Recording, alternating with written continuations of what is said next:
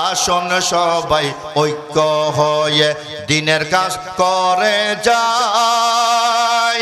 কে কওমি কে আলিয়া দেখার সময় নাই। আজকে মুসলমানের ঐক্য হওয়ার সময় এসেছে। মুসলমানের ঐক্য হওয়ার সময় এসেছে।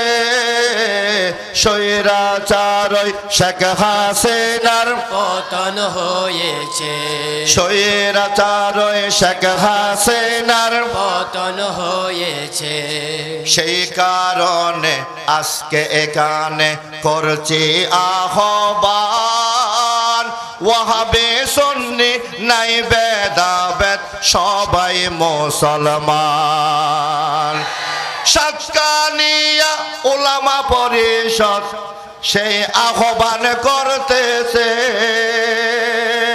স্বৈরাচারই শেখ হাসিনার পতন হয়েছে।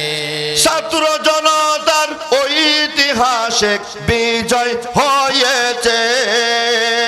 ছাত্র জনতার ঐতিহাসিক বিজয় হয়েছে।